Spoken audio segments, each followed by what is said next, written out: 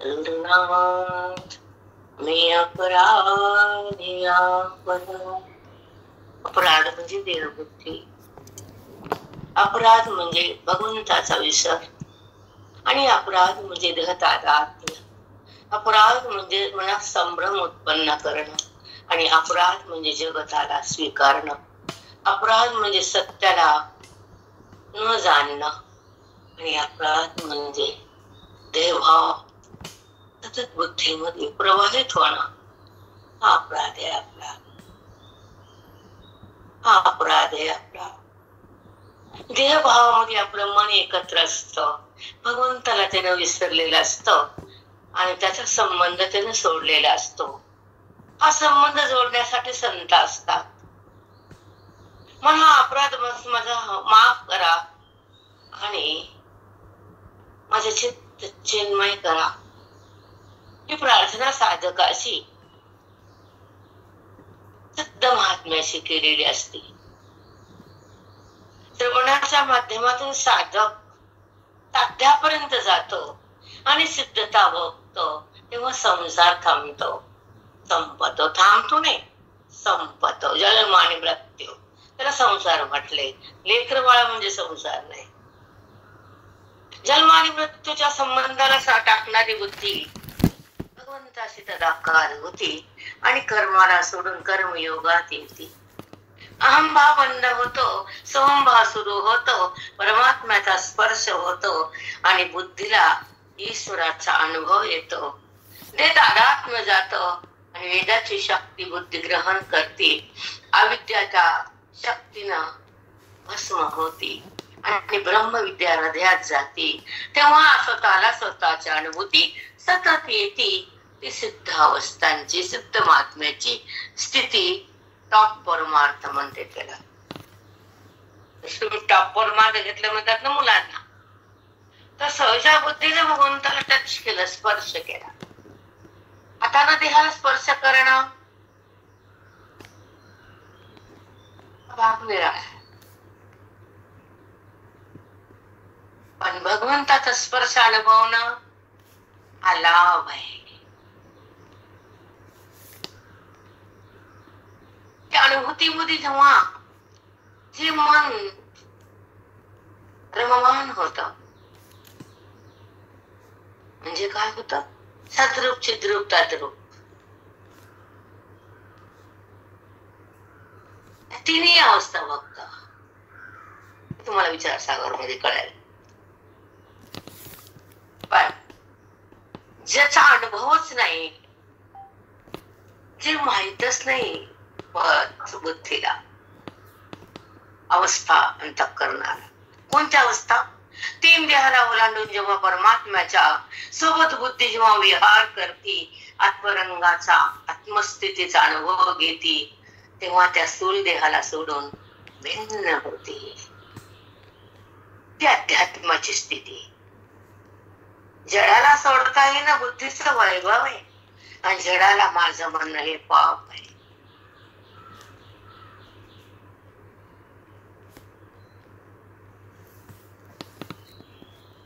माझेपणा म्हणजे अहंभाव, मी म्हणजे अहंभाव. त्या खोट्याला माझं म्हणणं चित्तानं तिकडच झुकणं, देहाकडं सतत बुद्धी देहालाच माझं म्हणती आणि देहाशी समरस होती आणि देहाचाच अनुभव घेती, देहाचं स्मरण ठेवती आणि देहाचा तादात्म्य भाव घेती. त्याला बंधन नाव येतं, बंधन म्हणतात वैदिक भाषेत.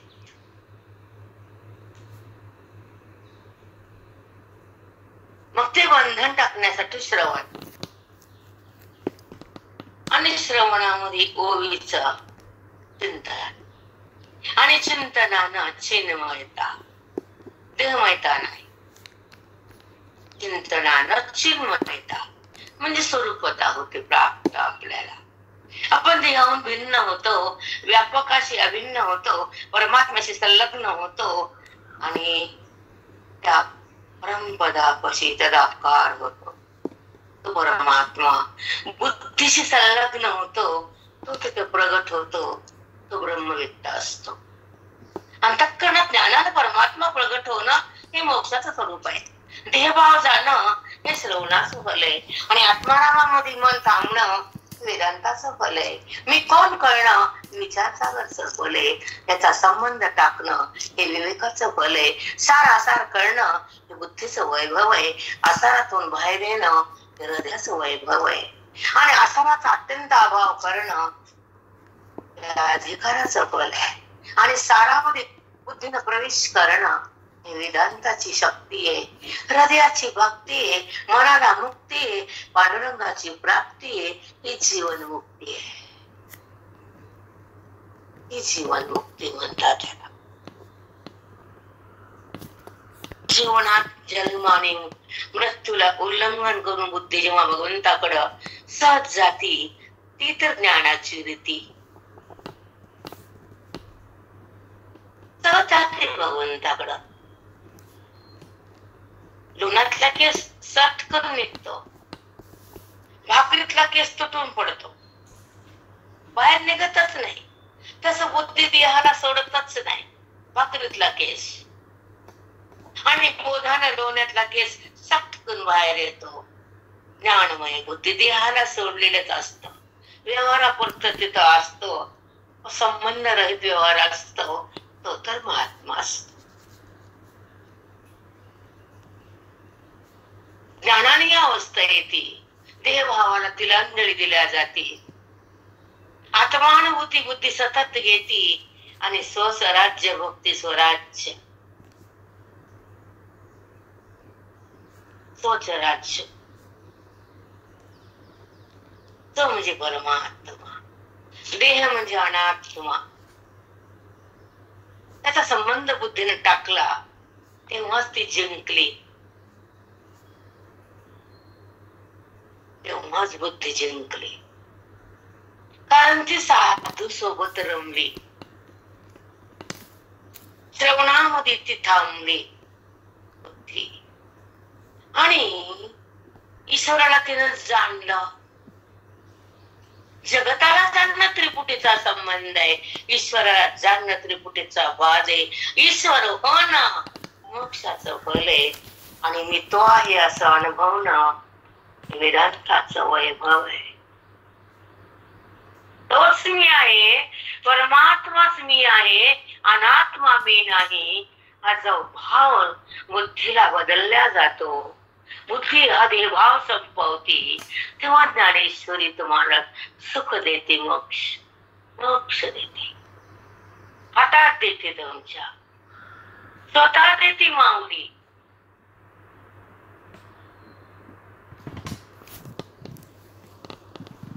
ओवीचं फलच आहे सुखानुभूती, चिंतनाचं वैभवच आहे अनंत चिरकाळ ब्रह्म प्रतीती.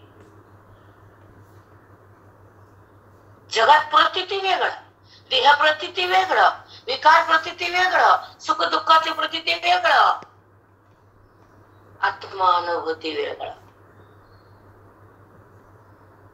तिथं वृत्तीचा टच नसतं, देहाचं भान नसतं, शब्दाची जाण नसती, अनुभवाची खाण नसती, ती जीवन मुक्ती असते.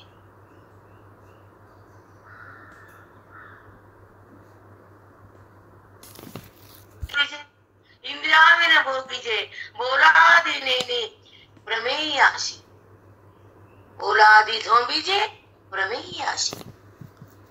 शब्दाविन नेनीजे इंद्रियाविन भोगीजे बोला आदी जाणीजे प्रमेयाशी. हे तुम्हाला विचार सागरच्या नंतर अनुभवता येईल. आता फक्त ऐका, फक्त ऐका.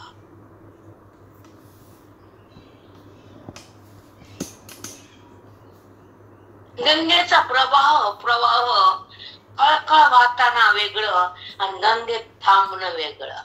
पाहणं म्हणजे दुरून आहे आणि आत जाणं म्हणजे पाण्याचा स्पर्श आहे. तसं बुद्धीनं आत जाणं म्हणजे परमात्म्याचा स्पर्श आहे.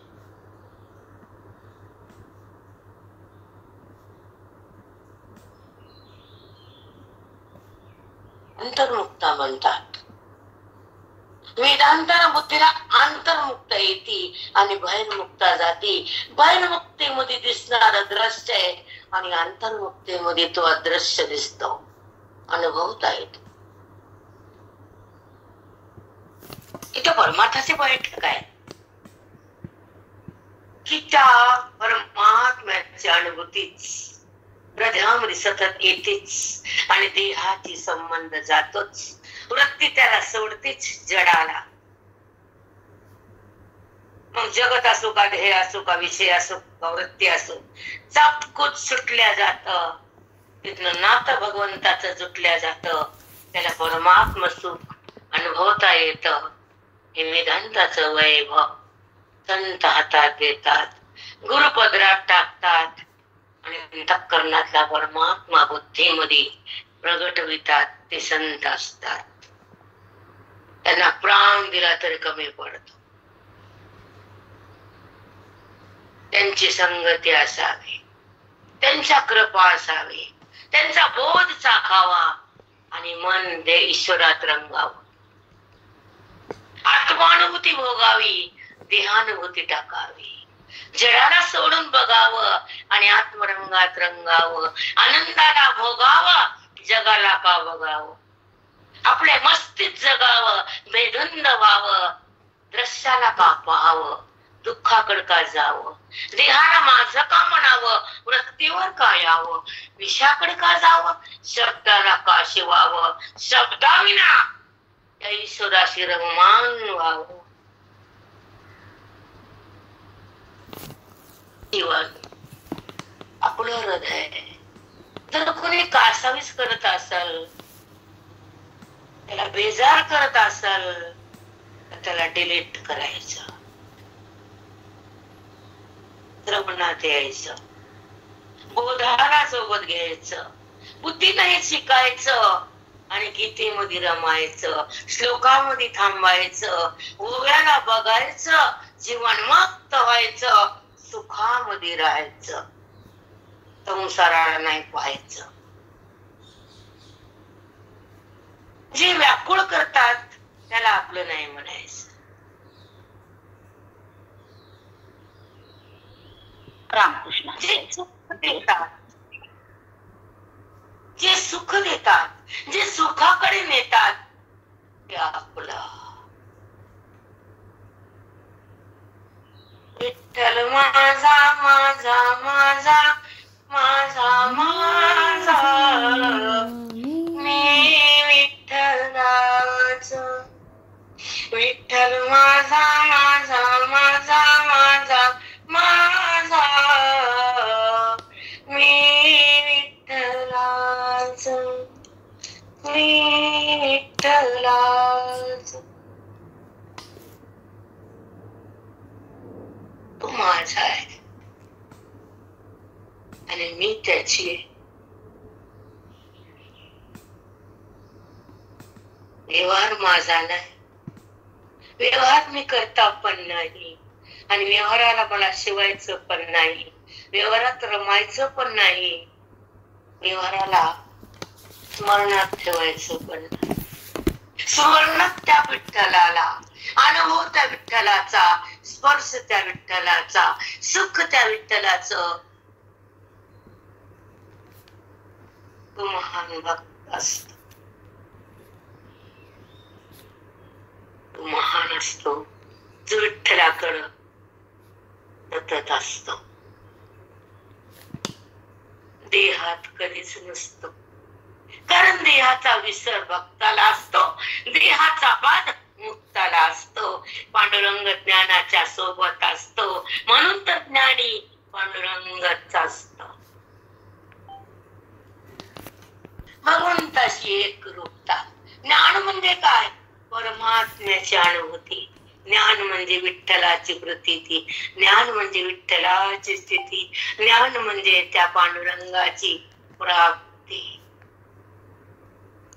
यांची वारी जीवाला तारी, जीवाला तारी तिला म्हणतात वारी. त्या भगवंतालाच प्रेम करायचं शिकवावं. संत शिकवतात त्या पांडुरंगाला प्रेम कर, त्याच्या विना कोणी नसतं. जाताना तो सोबत घेऊन जायचं, हृदयात त्यालाच पाहायचं, त्यालाच हाक मारायची, त्याला सुख दुःख सांगायचं, त्याच्याशी गुणगुण करायचं, त्याला ओळखायचं, फक्त त्याला ओळखायचं, नात्याला विसरायचं, देहातून निघायचं, जडाला सोडायचं, विरक्त बनायचं आणि असक्त जगायचं आणि त्या परमेश्वराच्या स्पर्शाला भोगायचं. त्याला जीवन मग म्हणायचं. का देहाचा स्पर्श, का जगाचा आदर्श, का जे नाहीच त्याच्यात मन, का जे आहेच त्याला सोडायचं, का जे आतच आहे त्याला बाजूला करायचं, का जे मीच आहे त्याच्यातून भिन्न का व्हायचं. आम्ही शिकायचं आणि शिकवायचं, दोन्हीही करायचं. आणि स्वतः काय करते, शेवटी जेवण नाही करते, पण लेकरच जेवल्यावर जेवते, उरलेलं खाती, चटणी संग पोळी खाती, पण भाजी राहिली नाही असं कधीच म्हणत नाही, कारण तिचे बाळ जेवलेले असते, आई असते.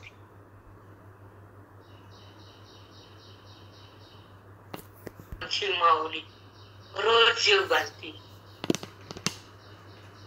रोज तृप्त करते, रोज पाठवून हात फिरवते, रोज सुख बुद्धीमध्ये सतत प्रवाहित करते आणि सुखाचा अनुभव तुम्हाला देते. ज्ञानाची रीती म्हणून माऊलीला हाक मारा, माऊलीला हृदयात धरा, बुद्धीने माऊलीला स्पर्श करा. जगताला नाही, न देहाला नाही, बुद्धीचा आणि देहाचा संबंध वाढवू नये आणि बुद्धीला देहाकडे पाठवू नये, कारण तिला दुःख होत.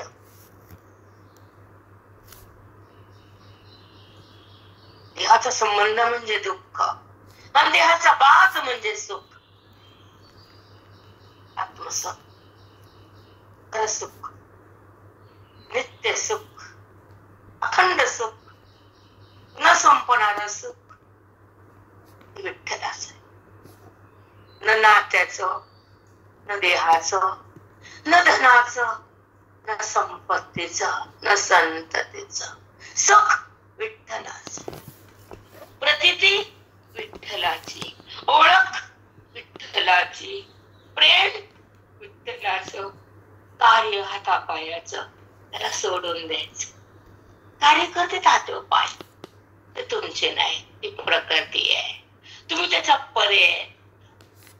प्रकृतीला सोडा, विठ्ठला मन जोडा, तो तुम्हाला जवळ घेतोच.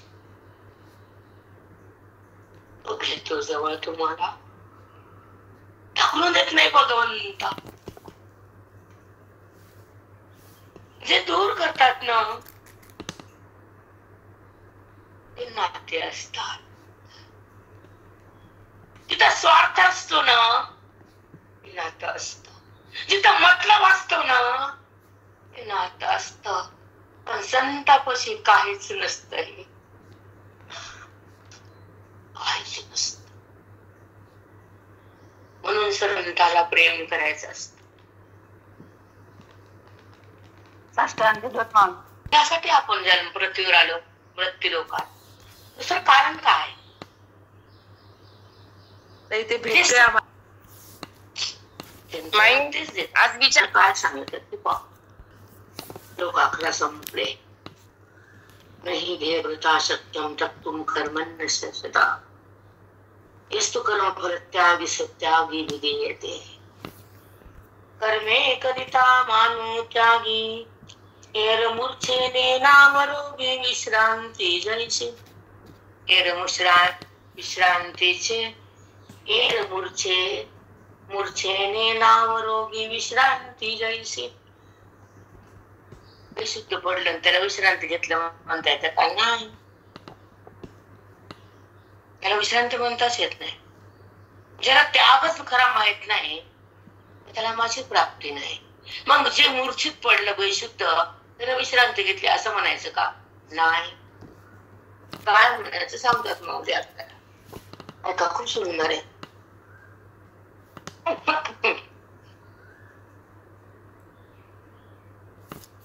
या परी जगी कर्मे करिता मानू त्यागे. जगामध्ये जो कर्मफलाचा त्याग करतो तोच मला खरा त्याग आणि तो मला भेटतो. आता मूर्छेत गेल्यावर विश्रांती भेटती असं कुठं असतं का? नाही. तो त्याग आहे का? नाही. परिशुद्ध झाला सुख घ्यायला? नाही. जो खरा त्यागी कोण आहे तो कर्माचा संबंध टाकतो आणि फलाचा त्याग करतो. असा जगात त्यागी असतो तोच मला प्राप्त होतो आणि विरक्त असतो तो. त्याचा कर्माचा संबंध नाही, फलाची आशा नाही, त्याला कुठलाही बुद्धीत विकार नाही आणि कर्माचा त्याला अभिमान नाही. म्हणून बुद्धी निर्मळ आहे त्याची, स्वच्छांतकरण आहे, पवित्र मन आहे. तिथं मी प्रगट होतो, त्याला मी जवळ घेतो, त्याला माझा अनुभव मी देतो, तो मुक्त होतो. म्हणून तो त्याग कर. काय सुंदर भाषा आहे माऊलींची. काय नाही झालं, थोडी बुद्धीची शक्ती कमी पडायली. का बरं कमी पडते जाण्यात बुद्धी? कारण अनंत कालापासून संसार केलाय, परमार्थ नाही झालाय, म्हणून ती बुद्धी कमी पडली.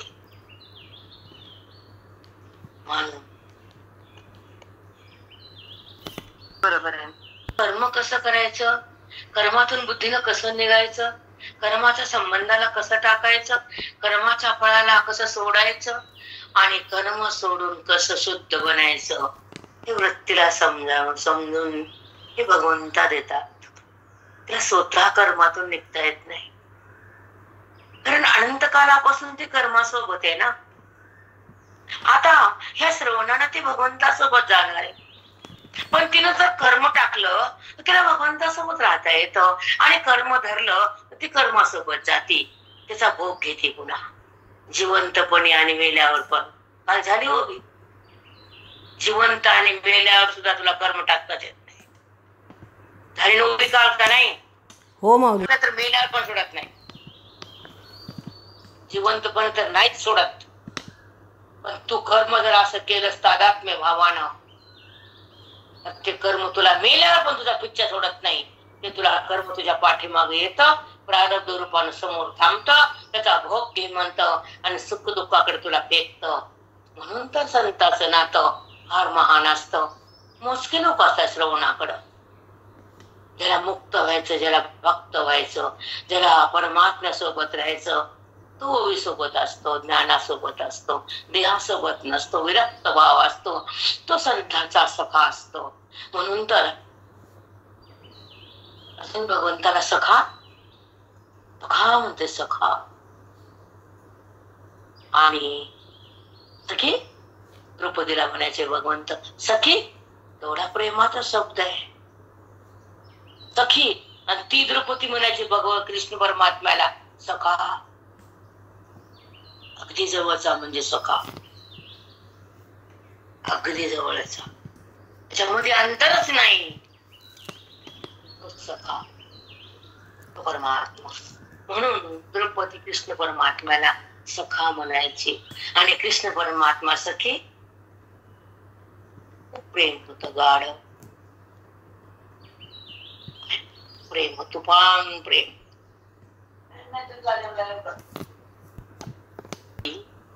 तो विसावा पाही अनेकी, दांडे याचे घाय बुक्की धाडणे जैसे. दांडे याचे घाय बुक्की धाडणे जैसे. आधी दांड्याची घाव सोकाचे लाकडाचे आणि ते कमी करून पुन्हा बुक्कीची घाव घ्यायची. पण बुक्कीनं मारलं तरी बी घावच आहे आणि लाकडानं मारलं तरी घावच आहे. दोन्हीचा पण घाव सोचावाच लागतो. फक्त लाकडाचा घाव गेला, बुक्कीचा घाव आला. हो माऊली, किती छान सांगितलं. बापरे, दांड्याचा नाही तर बुक्कीचा. तैसा कर्मी शिनो एकी. असं कर्म तुम्हाला शिनवतं जर मी केलं म्हणल्यावर, कर्तेपणानं कर्म झाल्यावर ते तुम्हाला कर्म शिन देतं, शिनवून टाकतं, सुख दुःख देऊ दे. पण तुम्ही त्या कर्माला सोडत नाहीत. काबर कर्म सोडत नाही? बुद्धी अज्ञान म्हणून, सत्संग नाही म्हणून, बुद्धी मंद म्हणून आणि अविवेक म्हणून, देहाचा संबंध बुद्धीने केला म्हणून ते कर्म तुम्हाला शिनून शिनून टाकतं आयुष्यात. सुंदर आहे. काय बोला तुम्हाला, किती बोलावं, वेळ कमी असतो. काय सांगावं तुम्हाला. माझा शिंगा एकच नाना कर्म नाना भोग. एकच जन्म देत नाही कर्म तुम्हाला, लाखो जन्मात नेते कर्म. त्याविद्या सुटली नाही तोवर कर्म आणि जन्म, तोपर्यंत मी आणि माझं, कर्म आणि पाप, पाप आणि पुण्य, तुझा आणि माझं, द्वैत आणि मोह, मोह आणि विकार, विकार आणि व्यवहार, व्यवहार आणि तू आणि मी. तिथं तू बी नाही, तिथं मी बी नाही, माझ्या वाचून जगात काहीच नाही. जो अनुभव घेतो आणि आत्माराम होतो तो कर्माला सोडून परमात्म्यात असतो, तो जीवन मुक्त असतो. तो देहात नाही, व्यवहारात नाही, वृत्तीवर नाही, कर्मात तर नाहीच नाही. म्हणून ही दशा फार कठीण आहे, फार कठीण आहे. आयुष्य पणाला लावावं लागतं आणि बोधामध्ये रमावं लागतं, वेदाला जाणावं लागतं, ध्येयभावाला संपवावं लागतं, अज्ञानाला भस्म करावं लागतं, ज्ञानाला ग्रहण करावं लागतं आणि साधूच्या चरणावर प्रेम करावं लागतं. तेव्हा वेदांताचं ज्ञान हृदयाला चाकता येतं आणि स्वतःला स्वतः बघता येतं, त्याला जीवन मुक्त होता येतं. साधूवर जर प्रेम नसल, साधूची जर सेवा नसल, साधूचा जर संबंध नसल तर मुक्तीचा लाभ लवकर होत नाही. तितकंच खरंय. म्हणून प्रेम साधूला करावं आणि साधूच्या संगतीत जगावं. काय देणं हो न देणं हो, पण मन साधूला द्यावं, तन त्याच्या पायावर अर्पण करावं आणि असलेलं धन त्याच्यासाठी खर्च व्हावं. ज्याचं त्याला कळा. विचार सागर मध्ये तिसऱ्या अध्यायाची सगळी गुरुसेवा आहे. तिसरा अध्याय विचार संपूर्ण सेवा. रामकृष्ण. जे एक शब्द सुख देऊ शकत नाही त्याला हृदयात धरतो, आणि जे सुख देतात संत त्याला बाहेर कर फेकतो. त्याची निंदा नाराजते, त्याला काही द्यावं वाटत नाही. घरात आलं तर बापरे बाप, हरे राम, तो प्राण करते त्याला प्राण व्हावा. प्राण म्हणजे दुःख देते त्याला बाजूला करावं, चित्तातून त्याला भिन्न करावं. त्याला कधीच माझं म्हणू नये. म्हणजे कल्याण करत त्याला कधी बाजूला सारू नये. महामूर्ख जीवाला कळतं काही नाही कळत. जीव महामूर्ख आहे. जे तारतो त्याला बाजूला सारतो, जे मारतो त्याला हृदयात धरतो.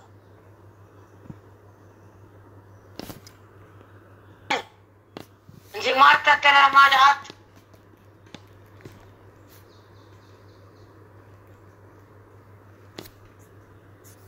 चुकीच्या रस्त्याकडे बुद्धी चालले. जेव्हा आई थकतीत राहिला त्रास देऊ नये पोरींना. तू बस, तुला मी करून देते, उठू नको इथला, उठू नको इथला, मी म्हणायची माझ्या आईला. आई बची ती तर तिला प्रेम करायची तुमचं कर्तव्य आहे. तिला सुख द्यायचं तुमचं कर्तव्य आहे. तिला कष्ट देणं हे महापाप आहे. मग कोण पण असू दे, अपेक्षा नाही करायची आईकडनं पुन्हा. ती काळजीच नाही.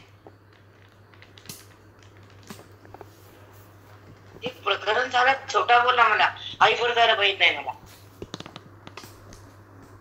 तुला ऐकू येतं का म्हणे तरी कसलं घाण ऐकायला पाहिजे त्या बातम्या. कोटी रुपये देऊन सोनं देऊन तिची हत्या.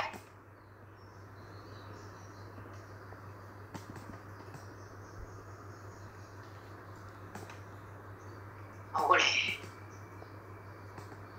सध्याचा कलिकाल, फार अवघड आहे. नाते अवघड, त्या पोरी अवघड, बाबा लय अवघड. तिला माय कळत नाही ती पोरगी नसलेली बरी की.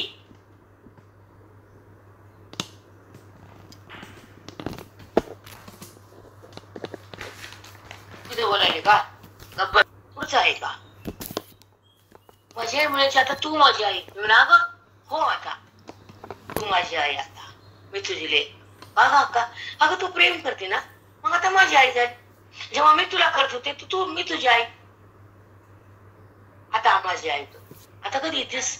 अगं मला गेलेच नाही ते यायचं काय विचारते मला. संत ते बिनकामाची नसावी त्या परिजगी कर्मे करिता मानू त्यागी नाही झालं. तैसा कर्मीशीने की तो विसावा पाहे अनेकी दांडियाचे घाये बुक्की झाडणे जैसे. दांड्या काठीचा गाव चुकवायचा आणि बुक्क्याचा गाव सहन करायचा, त्याचं नाव संसार. बघून घ्या तुमचं आता काय याच्यापेक्षा काय सांगू आता. दांड्याचा घाव लाकडाचा घाव चुकीला तर बुक्क्याचा घाव घ्यावा लागतो.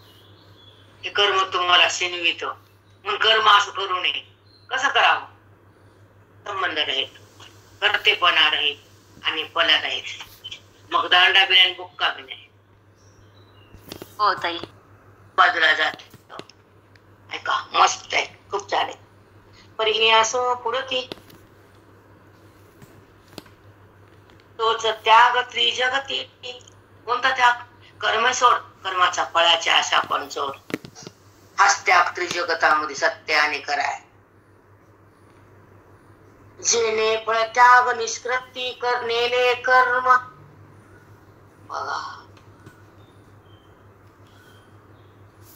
ज्याने तुला कर्मरहित केलं मनाला, म्हणजे जे मन कर्माला सोडत ना ते कर्मातून निघत.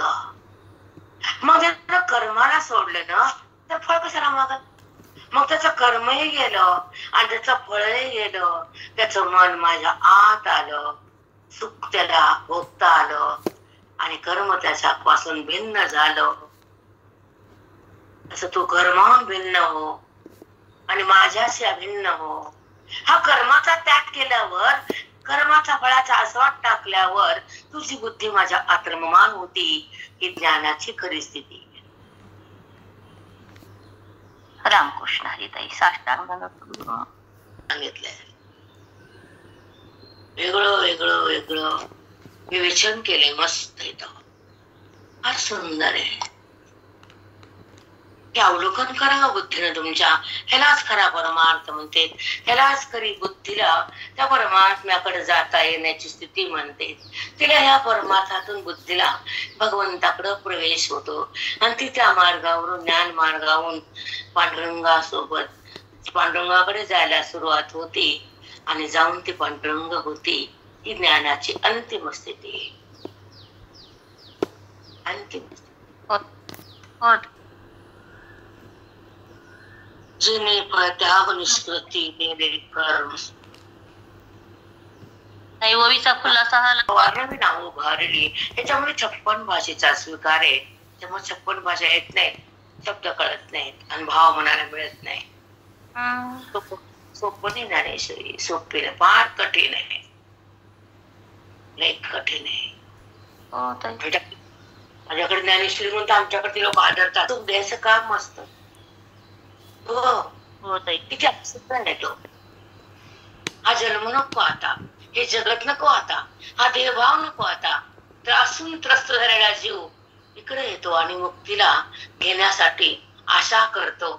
तर त्याची निराशा कशी करायची आम्ही. कर्मणा फलः त्रिविधं कर्मणः फलः. अर्जुना हे कर्माचं फल त्रिविध आहे, मिश्रित आहे, सुख दुःख देत आहे. हे कर्माचं फल आहे. अनिष्ट इष्ट म्हणजे पुण्य इष्ट आहे, अनिष्ट पाप आहे. दोघांचं मिश्रित पिलं, दोघांचा समसमान भाग हा मनुष्य योनी आहे. महाराज म्हणायचे अति पाप म्हणजे गवत खायसारखं डोर होणार नाही, अति पुण्य म्हणजे इंद्र होणार नाही. दोन्ही समसमान आहे. मनुष्य योनी दिली मी तुला. अनिष्ट इष्ट इष्ट अनिष्ट म्हणजे पाप, इष्ट म्हणजे पुण्य. दोन्ही पाप पुण्याचं फल आहे. आणि ते पाप पुण्याचं फल कर्म आहे. त्याला कारण कर्म आहे. आणि कर्म तू करतोस आणि कर्माला धरतोस, म्हणून तुला जन्मजन्मी मी फिरवतो. त्या उपाधीतून त्या उपाधीतून त्या उपाधीतून त्या उपाधीत मी तुला टाकतो. मी कर मिश्रम च त्रिविधम कर्मणं परं भवत्याज्ञा प्रयत्न न तु संन्यासिनां क्वचित्. भवत्याज्ञा प्रयत्न हा भगवंत बोले रे बाबा. प्रयत्न न तु संन्यासिनां क्वचित्.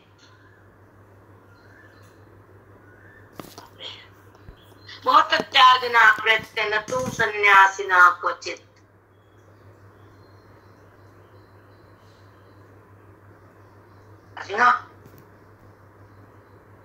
अनिष्ट आणि इष्ट दोन्ही फल जिवंतपणे आणि मेल्यावर दोन्हीकडे भेटतात.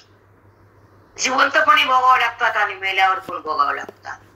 पण जे कर्म संन्यास योग करतो त्याला हे दोन्ही फल भोगायला मी देत नाही.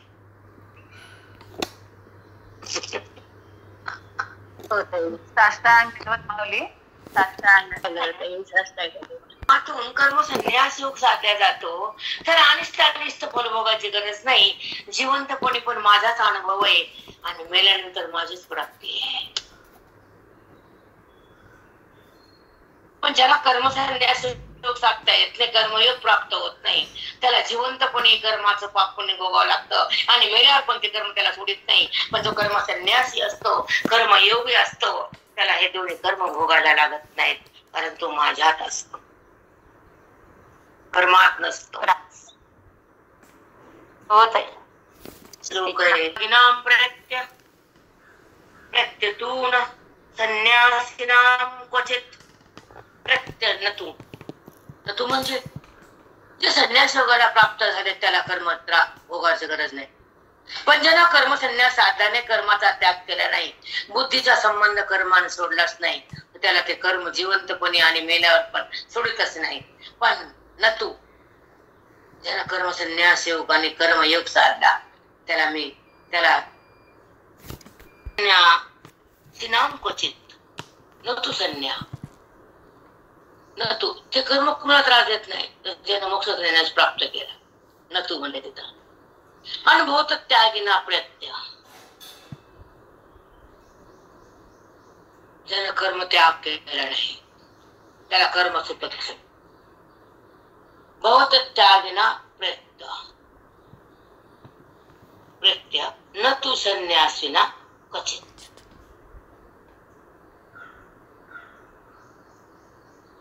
संन्यास कर्म संन्यास योग प्राप्त केला त्याला कर्माचं फळ भोगायची गरज नाही. तो त्या कर्माचा फळ त्याला सुख दुःख होत नाही, कारण त्यानं कर्म संन्यास योग कर्माची प्राप्ती केली. तो कर्मात नाही, मोक्षात आहे, माझ्यात आहे, मी त्याच्यात आहे. आम्ही दोघं एक आहे.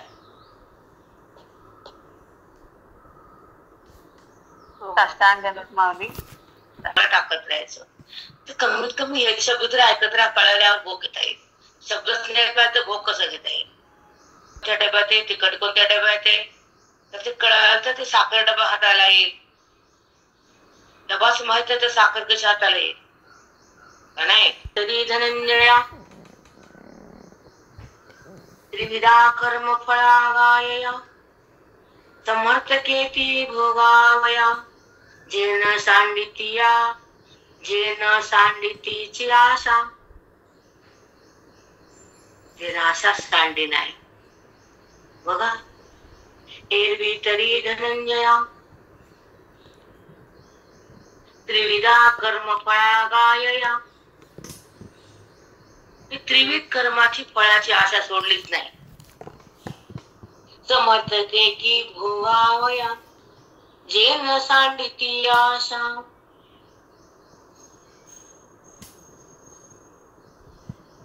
जे आशा सोडलेल्या ना फळाची कर्माची, मग त्याला ते सुख दुःख भोगावंच लागतं. दुःखच नाही, जिवंतपणी नाही आणि मेल्यावर सुद्धा नाही.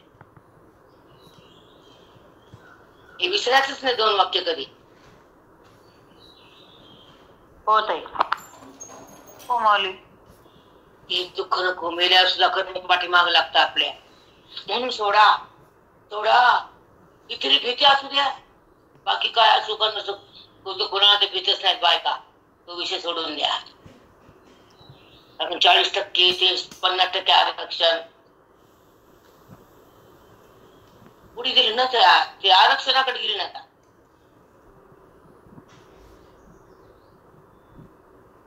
कळालं की नाही? कर्म फळा गायया समर्थ ते की भोगावया जे न सांडिती आशा. ते कर्म असं समर्थ बनतं, ते कर्माचं फळ तुला भोगल्याशिवाय ते सुखतच नाही. समर्थ की ते भोगावया जे न सांडती आशा. जर मी केलं असं सोडलंच नाही तर ते कर्म एवढं प्रबळ बनतं, तुला ते भोगायला समोर येतात सुख दुःखाला. म्हणून अशा संबंध सोड आणि त्याचा फळाचा त्याग कर. कर्मातून बुद्धी भिन्न कर, फळाचा आस्वाद बंद कर, कर्तेपणाचा भाव समाप्त कर आणि कर्म कर. सोपं का?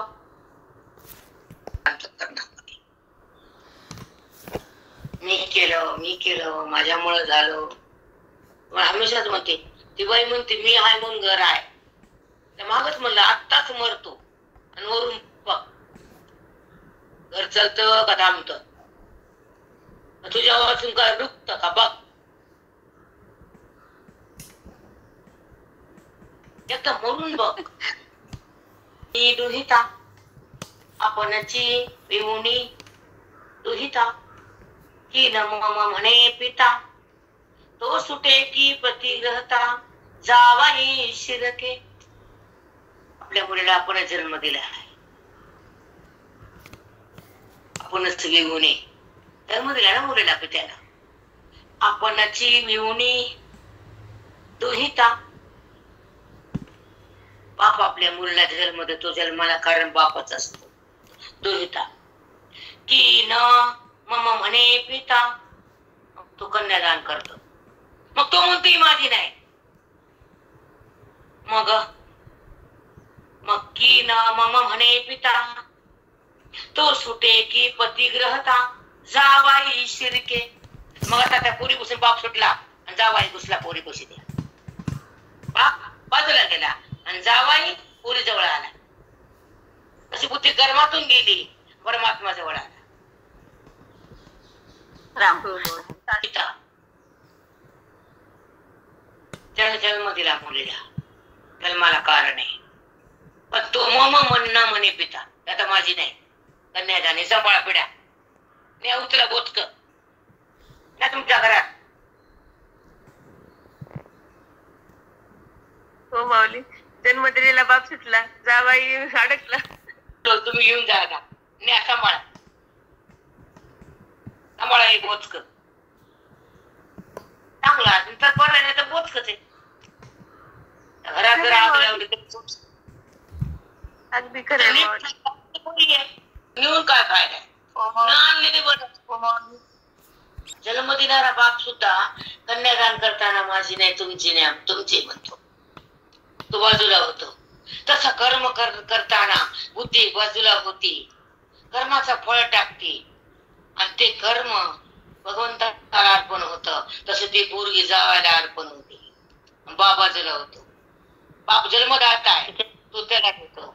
हा कर्म करताय, तो भिन्न होतो. तेव्हा बुद्धी भगवंताच्या आत जाते, तोपर्यंत नाही. होतंय. हो माऊली. जण जन्मदाता आहे तो, पण तो बाजूला झाला. कर्म करतात पण कर्मातून बाहेर आले आणि मग ते कर्म ईश्वराला अर्पण केलं. मग ती पोरगी जावायला अर्पण केली. पोरगी ह्याची आहे, त्याला महिना दिला पण त्याची झाली. तसं कर्म इंद्रियानं केलं पण त्याच्यावर पाणी टाकलं, कर्म भगवंताकडे गेलं, अर्पण झालं आणि बुद्धीमध्ये भगवंत आला. किती छान ताई. इकडे बाप तसं कर्मातून मी सुटलो.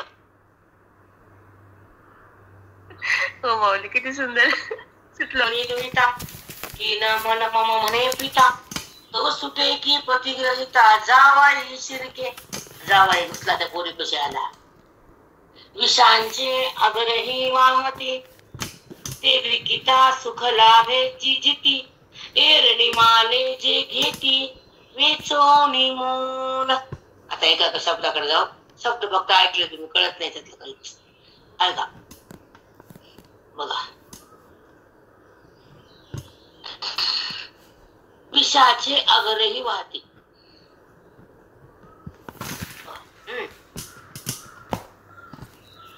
आता विष म्हणजे ते नसतात का होते, काय म्हणतात त्याला बघा, ते नशेचे पदार्थ असतात, पेरतात. भांग वगैरे ते वनस्पती पेरतात त्या बागाच्या. विषाचे जे डोक्यावर व्हायला ज्यानं उगवलं ते लोकांना त्यानं दिलं. जसं पोरगी जन्म दिला, तिला वाढवली आणि ते जावायला दिली. हा पाप सुटला, विकणारा त्या नशेतून सुटला आणि घेणारा त्या नशेमध्ये आला. विषाच्या बागा दाखवल्या, त्याला वाढवलं, डोक्यावर घेतलं, विकायला गेला, लोकांना विकलं आणि विकणारा त्याच्यामध्ये अडकला. पण ज्यानं बाग लावली तो सुटला. त्याचा उदरनिर्वाह झाला फक्त. अफीम, गांजा, चरस हे सिटीला आहे तुमच्या तिकडं. आलो सगळीकडे अंधारा बाजार. आमची परभणी फिरभणी आमचे गाव चांगले. आमच्याकडे एवढं नाही बाबा. आपण तुमच्याकडे जे आहे ना, पुणे आणि मुंबई, इधर चलता है खेल नशा. मार तरफ है, हमारे नाही. मुलं घेतात कॉलेजचे आजकाल, तरुण तरुण पोरं. अवघड आहे. म्हणून आमचा जो भाग आहे तो चांगला आहे. सगळ्याच गोष्टीने माणुसकी, प्रेम, वातावरण, व्हायब्रेशन आमचा मला खूप छान वाटतो आणि आहे मी छान. अतिशय काही कामाचे नाही. अति घाण, अति घाण. मी मुंबईच्या आगरी वाहते, ते विकिता सुखे लाभे जिती. ते विकून ते सुखाने राहतात. ते विकिता सुखे लाभे जिती, जगतात त्याच्यावरती सुखाने. एर निमाने जे घेती, एर निमाने जे घेती, वेचोनी मोला. बघा, विकणारे सुटतात आणि घेणारे मध्ये जोडतात. घेणारे मध्ये त्याच्यामध्ये अडकतात त्या कर्मात.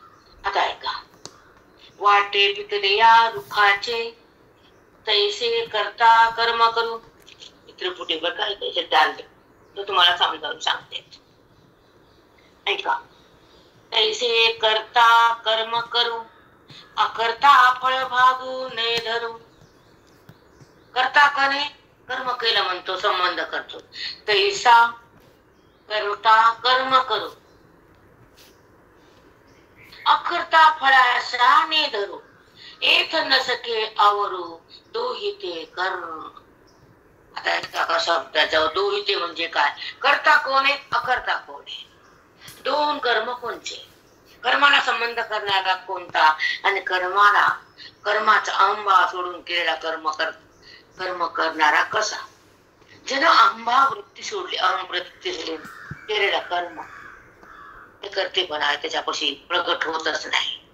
पण ज्याच्या वृत्तीमध्ये कर्म करताना अहमचा संस्कार तयार होतात आणि कर्माचे संबंध बुद्धी धारण करते, ती भगवंताला धारण करत नाही आणि भगवंताची तिला ओळखत नाही आणि भगवंताकडे ती जात नाही, कारण ती कर्माला धारण करून कर्मात असते, म्हणून तिला भगवंताकडे जाता येत नाही. कर्माचा संबंध करताना अहंभाव उत्पन्न होतो आणि अहंभाव त्या फळाची आशा होती, म्हणून दोघांमध्ये बुद्धी अडकते, न कर्मयोग न कर्म संन्यास.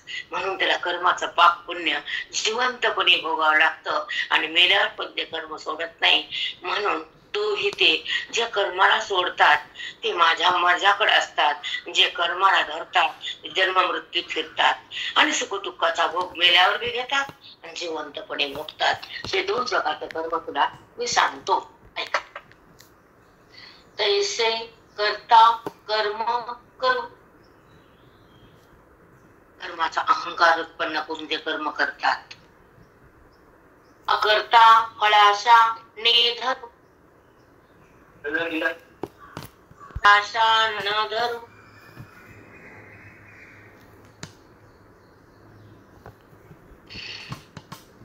अकर्ता फळाशा न धरू, कर्म करता आणि कर्म न करणारा.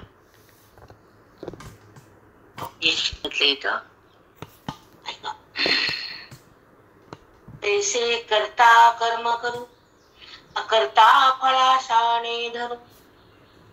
कर्म करताना अहंभावाने केलेलं कर्म करतेपणा सिद्ध होतो आणि कर्मच नाही केलं तर कर्माच्या फळाचा त्याग कसा करणार. म्हणून कर्म करून अकर्ता व्हावं, कर्म न करता अकर्ता होता येत नाही. ते कर्म तिला सोडता पण एक होते सोडता येतं बेटा. जेव्हा ओवी तुम्हाला बोलते तुमच्या हृदयाला, तेव्हा ती ओवी तुम्हाला कर्मातून बाहेर पण काढते.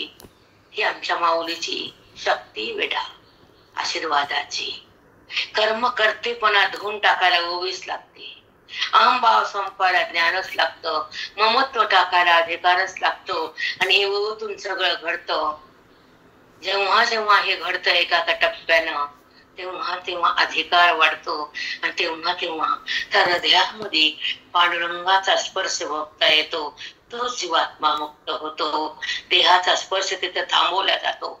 ज्ञानाचा आदर्श जिथं घडतो, साधूची कृपा जिथं मिळते, तिथं आत्मस्थिती प्रगट होती आणि देहस्थिती थांबल्या जाते. म्हणून कर्माचा संबंध करू नको, कर्माच्या फळाची आशा करू नको आणि कर्म मी केलं असं कधी हृदयामध्ये भाव उत्पन्न होऊ देऊ नको. म्हणजे देवा कर्माचा करता व्हायचे का तुला, मग भोगता पण व्हावं लागतं.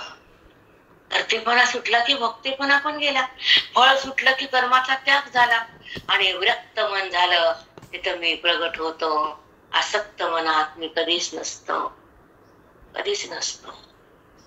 कर्तेपणाचा जो कर्तेपणाचा अंगात तू वागवतो, तू माझ्याहून दुरावतोस. तू माझ्यापासून बुद्धी लावून जाते, कारण ती अहंभावात आहे, कारण ती तिच्या अविद्येत आहे. माझ्यात कुठे बुद्धी. जेव्हा कर्तेपणा येतो तो अविद्येत येतो आणि जेव्हा माझी प्राप्ती होती ती ब्रह्मविद्येत. मग बुद्धीला ब्रह्मविद्या गुरु देतात तर ती माझ्यात येते. विठ्ठलासोबत राह. 10 मिनिट 8 वाजले.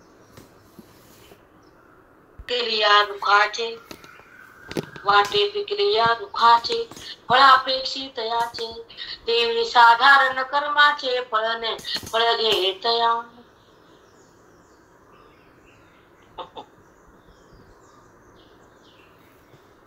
वाटेवर झाडे, वाटे पिकलिया दुखाचे. रस्त्याने जाताना एक झाड आहे जांभळाचं, आंब्याचं.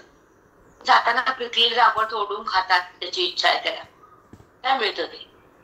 ज्याने इच्छा केली त्या ते रस्त्यावर झाडाचं फळ मिळतं.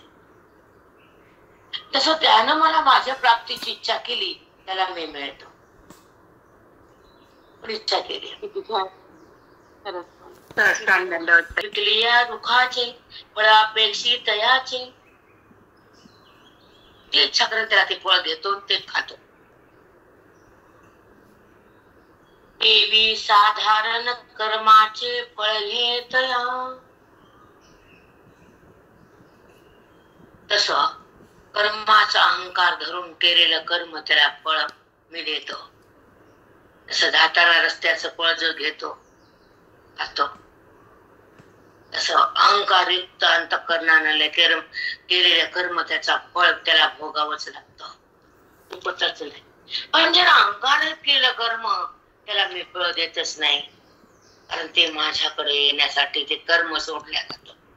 बुद्धी कर्माचा परित्याग करून ओलांडून कर्माच्या फळाला सोडून मला जाणते आणि माझ्यात रमती, मलाच पाहते आणि मलाच जाणती आणि मीच बनती. त्याला कर्म नाही, त्याचं फळ नाही, त्याचा संबंध नाही, केलेल्या कर्माचा वृत्तीत विकार नाही आणि कर्माचा अहंकार नाही. तो मला प्राप्त होतो, सुख दुःखातून बाहेर येतो, त्याचा माझा संबंध होतो. तो ऐक्यतो भोगतो, देहाचा ऐक्यतो त्यागतो, वृत्तीतो तो निघतो, अद्वैतात तो राहतो, द्वैतरहित होतो, तो मुक्त बनतो. तुकाराम पंढरीनाथ भगवान की जय. माऊली ज्ञानेश्वर महाराज की जय. श्रीरंगनाथ महाराज की जय. जय साधु संतन की जय. बजरंग